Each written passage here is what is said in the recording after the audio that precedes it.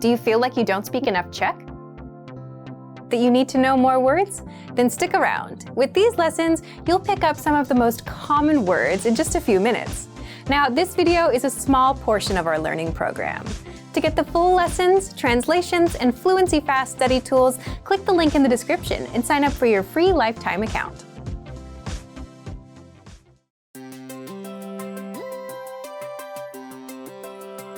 Hi everyone, I'm Alicia. Welcome to Conversational Phrases. We've found that the best way to learn a language is to speak it from day one. And the best way to start speaking is to learn phrases that you'll use in real conversations. Now, let's take a look at some conversational phrases. Listen to the dialogue. Co děláte? Jsem umělec. Listen to it again, now with the English translation. Co děláte? What do you do? Jsem umělec. I'm an artist. First of all, you need to learn how to say, what do you do? That's. Co děláte? Listen to it again. Co děláte? Co děláte? Now, how do you answer this question? This is the pattern you'll need. Jsem. Your occupation. I'm an, your occupation. For example, I'm an artist. Jsem umělec. Jsem umělec.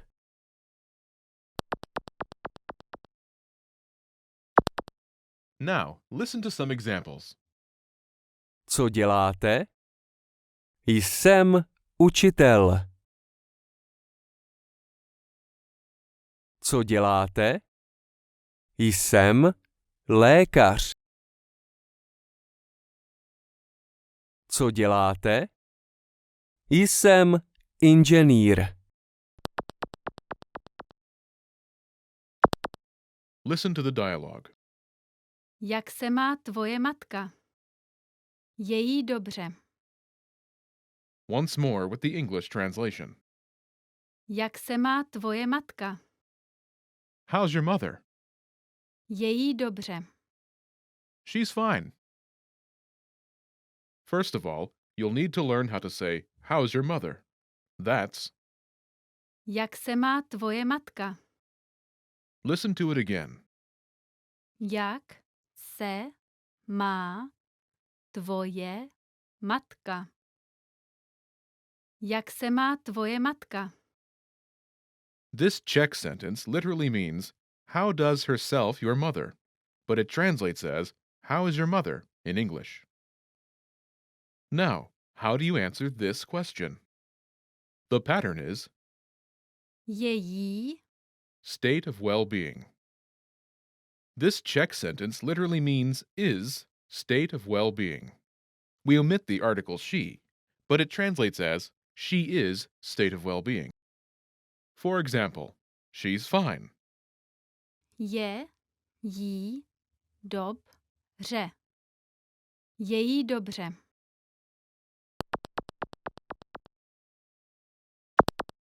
Let's look at some examples.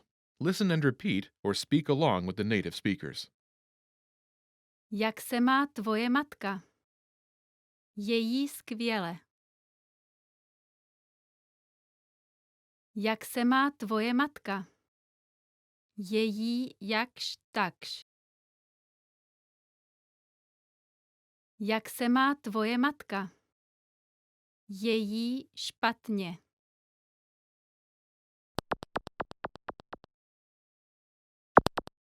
Listen to the dialogue. Je všechno v pořádku? V kanceláři je horko. Once more with the English translation. Je všechno v pořádku? What's the matter? V kanceláři je horko. The office is hot. First of all, you'll need to learn how to say, what's the matter? That's. Je všechno v pořádku? Listen to it again. Je všechno v pořádku? Je všechno v pořádku? This Czech sentence literally translates into, is everything all right? But it means, what's the matter in English? Now, how do you answer this question?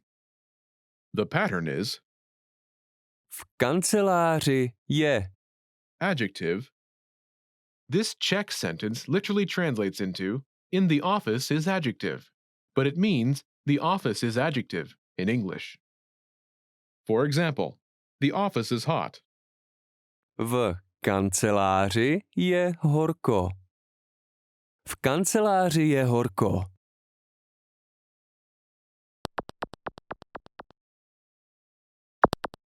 Let's look at some examples.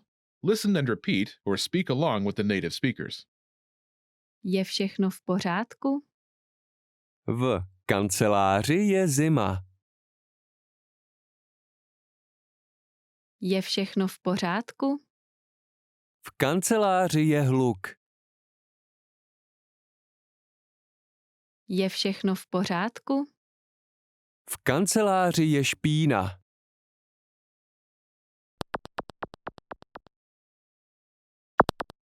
Listen to the dialogue. Jak se to řekne? To je parkoviště. Once more with the English translation. Jak se to řekne? How do you say this? To je parkoviště. It's parking lot. First of all, you'll need to learn how to say, how do you say this? That's, Jak se to řekne? listen to it again.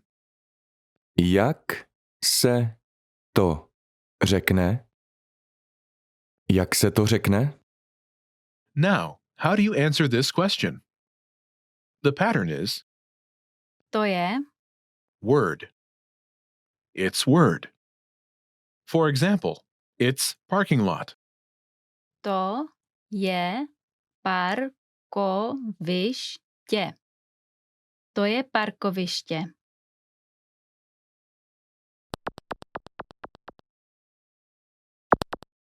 Let's look at some examples. Listen and repeat or speak along with the native speakers. Jak se to řekne? To je žirafa. Jak se to řekne? To je cesta. Jak se to řekne? To je invaze. Now, if you're wondering how to remember these words forever so that you can start speaking more and more, here's how. 1. Review them with our spaced repetition flashcards. Our flashcards will drill these words into your long-term memory. 2. Save the words to our word bank, your personal collection of words, where you can print out physical study sheets. And 3. Watch our looped vocabulary slideshows on repeat until you understand every word. You'll find these tools inside our learning program. Just click the link in the description to get them.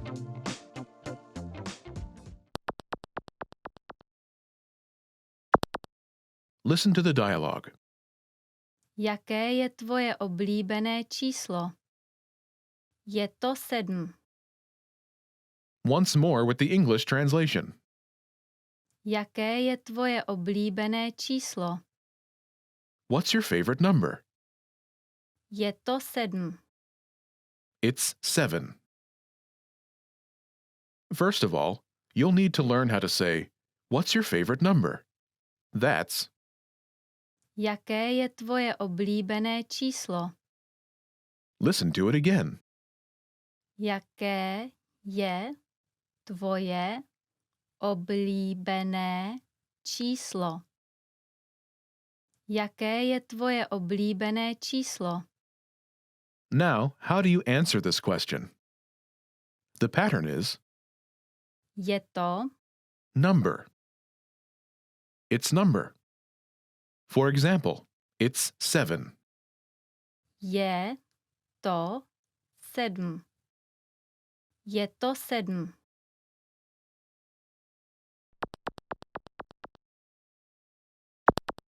Let's look at some examples. Listen and repeat or speak along with the native speakers. Jaké je tvoje oblíbené číslo? Je to 2. Jaké je tvoje oblíbené číslo? Je to 4. Jaké je tvoje oblíbené číslo? Je to 9.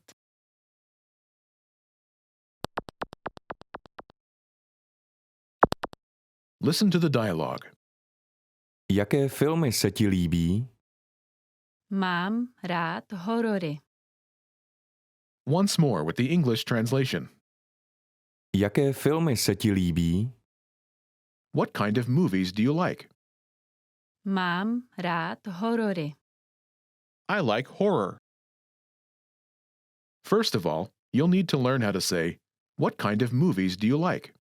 That's, Jaké filmy se ti líbí? listen to it again. Jaké filmy se ti líbí? Jaké filmy se ti líbí? Now, how do you answer this question? The pattern is Mám rád. type of movie. I like type of movie. For example, I like horror. Mám rád horory. Mám rád horory.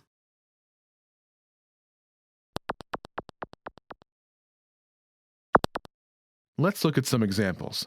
Listen and repeat or speak along with the native speakers. Jaké filmy se ti líbí? Mám rád komedie.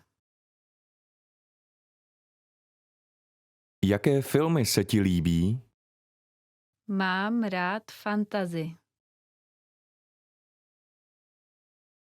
Jaké filmy se ti líbí?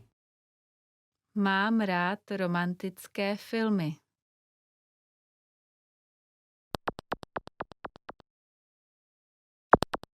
Listen to the dialogue. Co budeš dělat v den osvobození? Chystám se jít na pláž. Once more with the English translation. Co budeš dělat v den osvobození? What are you doing for Liberation Day? Chystám se jít na pláž. I'm planning to go to the beach. First of all, you'll need to learn how to say, what are you doing for Liberation Day? That's, Co budeš dělat v den osvobození? this day celebrates the liberation from German occupation in 1945. Listen to it again. Co budeš dělat v den osvobození? Co budeš dělat v den osvobození? This Czech sentence literally translates as, what will you do in Liberation Day? But it means, what are you doing for Liberation Day? Now, how do you answer this question? The pattern is Chystám se. plan. This Czech sentence literally translates as, I am preparing myself, plan. But it means, I'm planning to plan. For example, I'm planning to go to the beach. Chystám se jít na pláž. Chystám se jít na pláž.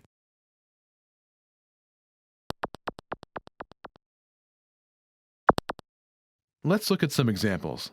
Listen and repeat or speak along with the native speakers. Co budeš dělat v den osvobození? Chystám se cestovat. Co budeš dělat v den osvobození? Chystám se být doma.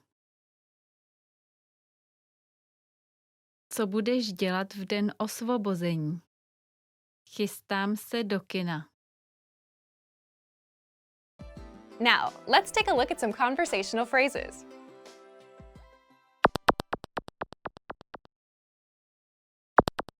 Listen to the dialogue. Halo, chtěl bych mluvit s vedoucím. Samozřejmě, okamžik prosím. Once more with the English translation. Halo, chtěl bych mluvit s vedoucím. Hello, I'd like to speak with the person in charge. Samozřejmě, okamžik prosím. Okay, just a moment. First of all, you'll need to learn how to say hello on the phone. That's Halo. Halo. Then you'll need to learn how to say, I'd like to speak with person. The pattern is Chtěl bych mluvit s. person. This Czech sentence literally translates as, I would want to speak with person, but it means, I'd like to speak with person.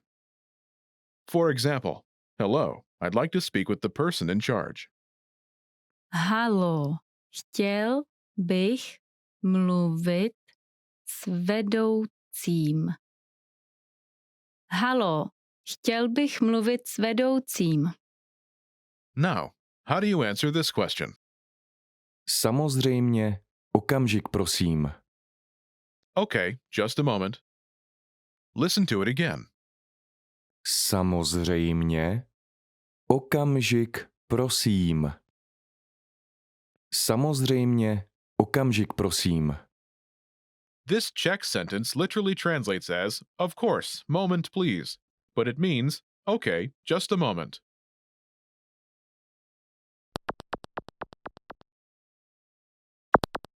Let's look at some examples. Listen and repeat or speak along with the native speakers. Chtěl bych mluvit s obchodním zástupcem. Samozřejmě, okamžik prosím. Chtěl bych mluvit s vedoucím. Samozřejmě, okamžik prosím. Chtěl bych mluvit s někým ze zákaznického servisu. Samozřejmě, okamžik prosím. Remember, here's what you can do to learn all of these words by heart. Drill these words with our spaced repetition flashcards, which will help cement these words into your long-term memory. Save them to the word bank, your personal vocabulary collection, where you can print out your own study sheets, or review the words with our looped vocabulary slideshow, and play it until you know all of the words. So click the link in the description right now and sign up for your free lifetime account to get these lessons and study tools.